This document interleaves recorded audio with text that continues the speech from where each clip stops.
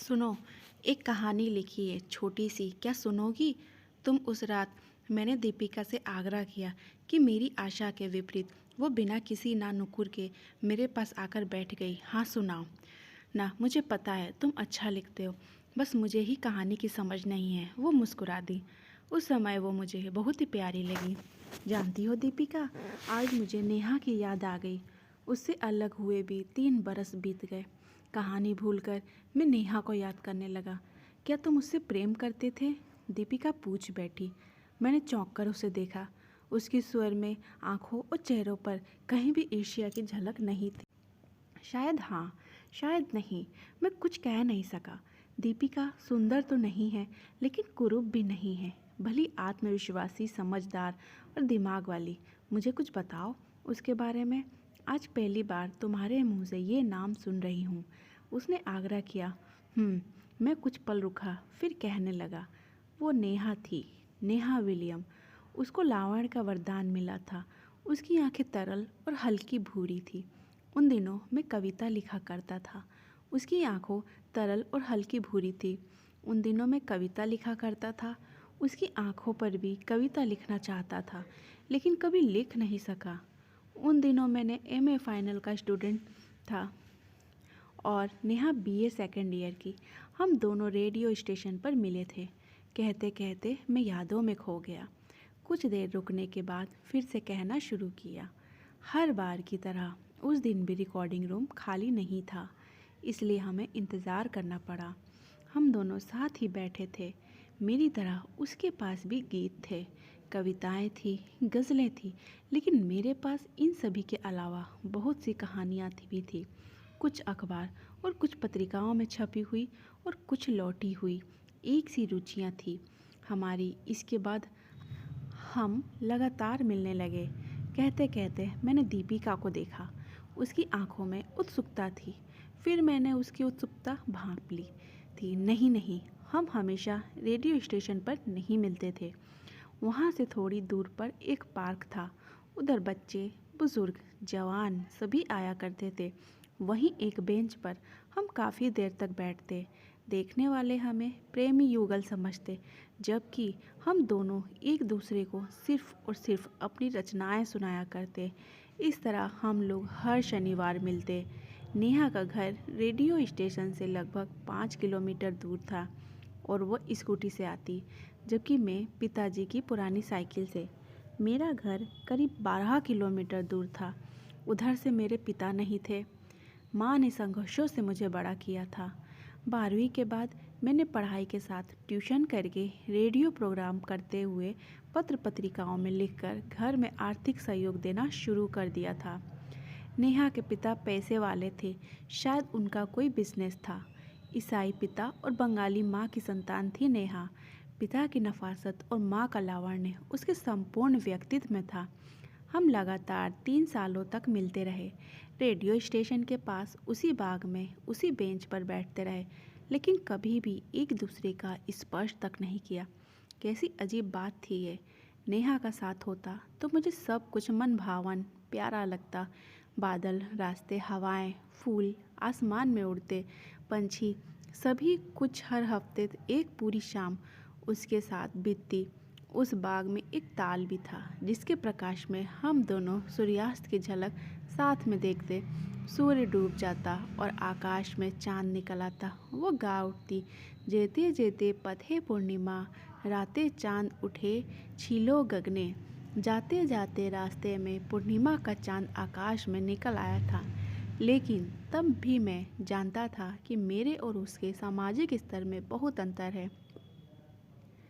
फिर एक शाम वो जब आई तो उदास थी, कुछ थकी हुई, मुरझाई सी। मुझे देखकर मुस्कुराई, लेकिन उसकी आंखें उदास ही रही। उस शाम उसने कोई कविता भी नहीं सुनाई, बस चुप बैठी रही। सूर्य की किरणों का ताल पर उतरना देखती रही। धीरे धीरे उसने मुझसे मिलना कम कर दिया और कुछ दिन बाद एकदम ही बंद कर दिया। यहाँ तक कि उसका फ़ोन भी स्विच ऑफ रहता। कुछ दिन मुझे काफ़ी बेचैनी रहती रही, लेकिन जल्द ही एक दूसरे शहर में मेरी नौकरी लग गई और मैंने तुमसे शादी कर ली। तुम माँ को पसंद थी और मुझे भी। मैंने प्यार से दीपिका का हाथ थाम लिया। दीपिका मेरे अतीत की कहानी बड़े ध्यान से सुन रही थी।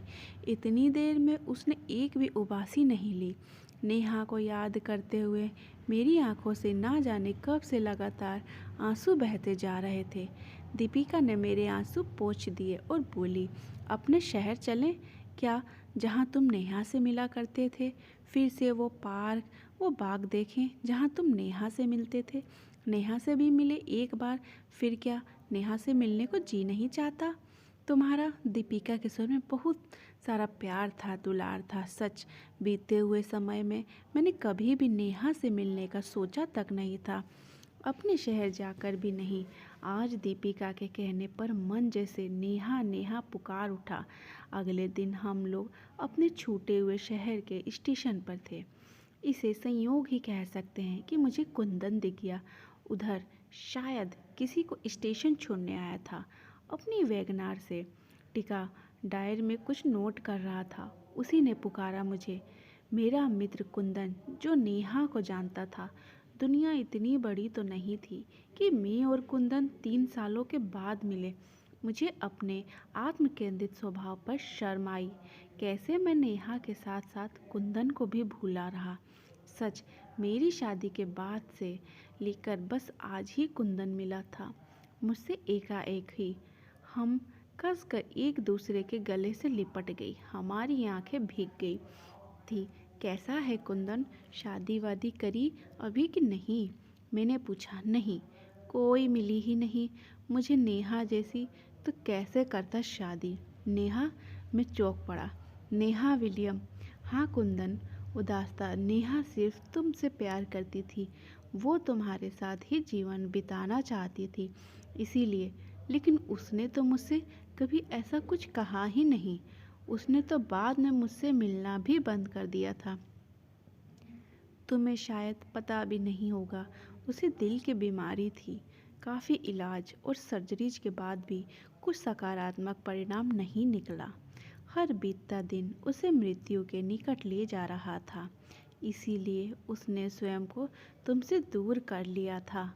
तुम्हारी शादी हो रही है यह सुनकर वो बहुत खुश थी। हम गाड़ी में बैठ चुके थे। नेहा को गिफ्ट देने के लिए दीपिका एक सुंदर सी साड़ी लेकर आई थी। पहले मेरे घर चलकर फ्रेश हो लो, उसके बाद नेहा से मिलने चलते हैं। कुंदन ने प्रस्ताव रखा। मुझसे पहले दीपिका ही कह उठी, नहीं, हम पहले नेहा से ही मिलना है, फिर तुम्हारे घर चलेंगे। कुंदन ने जिस जगह गाड़ी रोकी वो शहर से बाहर एक कब्रिस्तान था। लोहे का बड़ा सा गेट कुंदन ने स्वयं ही खोला। मेरा चेहरा सफ़ेद पड़ चुका था। कुंदन ने एक कब्र की तरफ इशारा किया। देखो, मुझे यहाँ नेहा सो रही है। मेरी नेहा, तुम्हारी नेहा, जिसने तुमसे प्यार किया था, जिससे मैंने प्यार किया था। उसे दुनिया से गए हुए 1 साल बीत गया। उसे पता था कि वो अधिक दिन तक जीवित नहीं रहेगी, इसलिए अपने दिनों का दिन तक वो तुम्हें देना चाह इसलिए वो तुमसे दूर चली गई।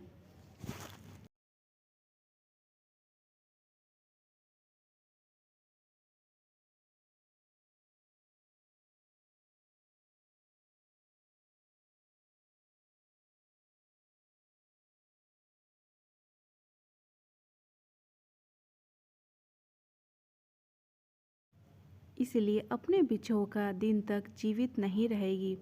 इसलिए अपने बिछोह का दुख वो तुम्हें नहीं देना चाहती थी, इसलिए वो तुमसे दूर चली गई। हम सबसे बहुत दूर। कुंदन रो रहा था। शनि शब्द सन्नाटे में उसका रुदन गूंज रहा था। दीपिका ने अपने बैग से लाल साड़ी निकाली। साड़ी के साथ सिंदूर की एक डिब्बी थी, बिंदी थी और लाल रंग की चूड़ियाँ। दीपिका ने नेहा को वो लाल साड़ी पहना दी। थोड़ा सिंदूर उस पर छिड़का, बिंदी का पैकेट और चूड़ियाँ उस पर रखकर अपना माथा नेहा की कब्र पर टिका दिया। उसकी सिसकियाँ मुझे सुनाई पड़ रही थी। कुछ देर बाद हम तीनों उसी पार्क, उसी बाग में गए जहाँ मैं और नेहा मिला करते थे। शाम होती जा रही थी, लेकिन अभी पूरी तरह नहीं हुई थी। वही पार्क, वही ताल, वही बेंच और वही सूर्यास्त का समय। सिर्फ मैं अकेला उस बेंच पर बैठ गया। हवा में जैसे चंदन महका हो। ऐसा लगा जैसे नेहा बगल में आकर बैठ गई है। फिजाओं में एक गीत गूंज गया, जेते जेते पथे पूर्णिमा रातें चांद उठे छिलो गगने। हाँ, उस दिन पूर्णमासी थी।